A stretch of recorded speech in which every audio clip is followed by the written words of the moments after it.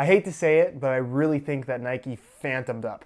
What's going on, guys? Josh from SoccerReviewsForYou.com, bringing you a video today to discuss what I believe to be a huge mistake recently made by Nike in regards to the Phantom Venom. And it has nothing to do with the product itself, because I really feel like the Phantom Venom Elite is legitimately one of the best boots on the market right now. But the problem is, the name absolutely sucks. For those that don't know, Nike currently has 4 lines of football boots, not including the Premier, which is kind of its own thing. The Mercurial line, the Tiempo line, and then 2 Phantoms, Phantom Vision and Phantom Venom. The Phantom Vision being the direct replacement for the Magista Obra 2, and the Phantom Venom being the replacement for the Hyper Venom Phantom 3, getting rid of the Hyper, but maintaining the Venom and the Phantom part, just reversing the order. Now, I know what you're thinking. Jim, why are you wearing an Adidas shirt while talking about Nike? The answer to that question is just simply poor planning. However, you're probably also thinking, what should Nike have done differently? What is the solution to this so-called problem? Well, for the Phantom Vision,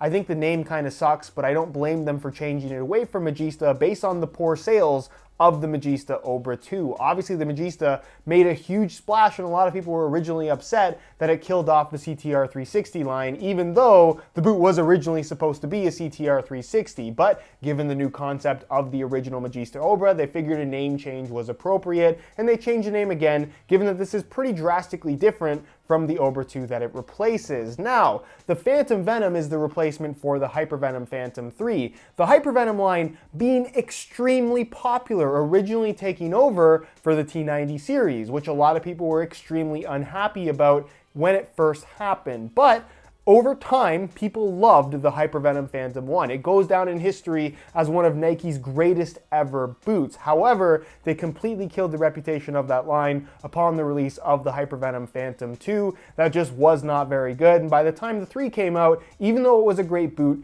the hype around the Hyper Venom line was dead. So this could have easily been the Hyper Venom Phantom 4, but they chose not to do that. They instead called it the Phantom Venom. What they should have called this boot, if they wanted it to do really well, was the Nike T90 Laser 5. Now, when Nike launched the Phantom Venom, it was more or less implied that this was the return of power boots for them, especially considering that this features their precision power striking element, something that looks a lot like what we've seen previously on the Nike T90 Laser line, older Predator models. It's a striking element that we used to see as kind of a standard thing across the board from all brands when power boots were a thing, but they're not a thing anymore. However, Nike now has the Phantom Venom, which is kind of a modern take on a power boot, and I think they did an excellent job. And this implication was definitely emphasized a couple weeks ago when Nike launched this, the T90 Laser 1 remake, that had an absolutely incredible response that I totally was not expecting. If you don't know much about the T90 Laser 1, it originally came out in 2007, so this is now a 12-year-old design, and the remake is more or less one-to-one, at least when you're talking about the upper, or as close to one-to-one as you're realistically going to get. The sole plate and stud pattern is taken directly from the now discontinued Hyper Venom Phantom 3.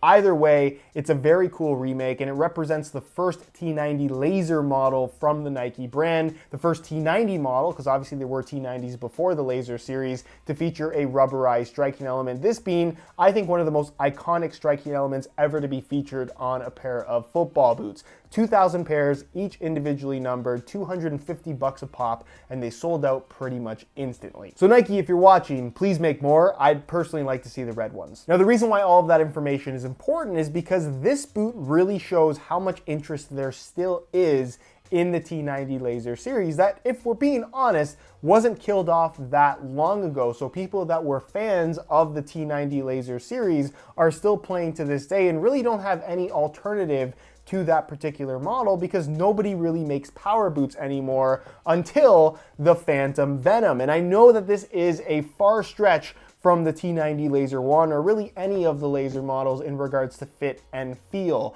But had this been marketed as a T90 Laser 5 or a T90 model in general, you can't tell me that there would be 10 times more interest around this boot. And let's keep in mind that this is actually something that Nike has done in the past and had an incredible amount of success with. Remember this, the 2014 Nike Mercurial Superfly 4? Yeah, these came out of nowhere and it was the return of the Superfly Superfly name. Superfly 1, 2, and 3 are iconic boots, very important for the tech that they introduced. Kind of terrible to wear, but a lot of people really liked them and had fond memories of the line. But after Superfly 3, they kind of just killed it. We had a Vapor 8 and a Vapor 9 generation with no Superfly model whatsoever. But 4 years later, out of nowhere, we got the Superfly 4. And it wasn't just the name that brought a lot of attention to this boot. Granted, this is a Flyknit upper, a mid-cut design, completely different in comparison to past Superfly models, but isn't that exactly what they've done here with the Phantom Venom?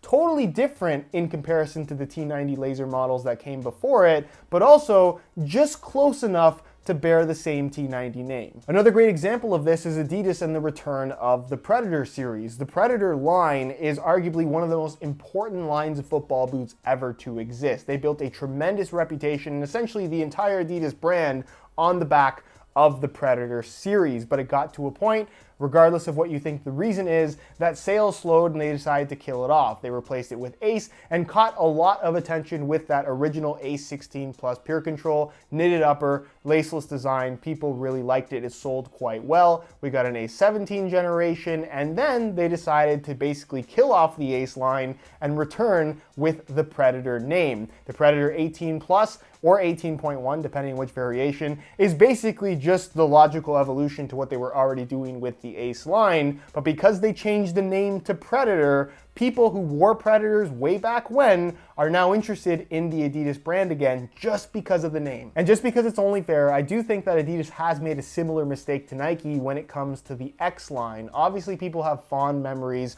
of the F50 series, specifically the F50 Adizeros, where in 2010, they really changed a lot of modern football boots in terms of them all getting really light and really thin, which you may argue was a good thing or a bad thing. Either way, a lot of people remember those F50 Adizero models very, very fondly. But again, it got to a point where sales slowed and they changed the name, replacing it with the X line. And if we're being real, the current X18 line, the X17 and the X16 that came before it as well, could have easily just been F50 Adizero models, but they're calling it X for the sake of having a different name. However, I really do feel like if they brought this boot out and called it the F50 Adizero 19.1 or 18.1, I think a lot more people would be interested rather than just an X. The emphasis of all the boot reviews that I've done over the years has always been on fit, feel, and overall performance, quality of materials, the boot itself, rather than stuff that doesn't really matter as much, like the look of the boot. The price is not necessarily a factor when you're talking about whether a product is good or bad, and certainly not the name. But in this particular situation, Nike has created an excellent product that is a logical, modernized variation of what the T90 series used to be. So the fact that they have not gone and called this a T90 model, I think is a huge missed opportunity, and the amount of interest around this product is going to be significantly less simply because of the dumb Phantom Venom name. And I know I've said in the past that I actually like the Venom part of the name, so I think maybe they could keep that, but if they called this maybe the T90 Laser Venom, that's a pretty good idea. Nike, if you watch this video and you decide to use that, I expect a check in the mail. I've always been of the opinion that the boots themselves matter, the looks matter, the colorways matter, but it didn't strike me until basically right now that I think the name of the boot actually matters a lot more than I thought it did. But let me know what you guys think of this down below in the comments. Do you think that there would be a greater positive perception of the Phantom Venom had it been called a T90 something? Because realistically, I think that if this was the true return of a T90 with a T90 logo anywhere on the boot, people would be losing their minds, and rightfully so, because this legitimately is a fantastic product, but because of the name, people just don't seem to care, or at least as many people as I think should care don't care. Either way, let me know what you guys think. If you have any questions regarding this topic, leave it down below in the comments as well, and I'll do my best to get an answer out to you as soon as I possibly can. If you guys enjoyed this video and perhaps want to see more discussion topic videos, please support this one with a like. If you're not subscribed already, be sure to hit that subscribe button along with the little bell notification so you get notified when the next new video goes live. All my social media information is linked down below in the description as well. And other than that, guys, thank you so much for watching, and we'll see you in the next one.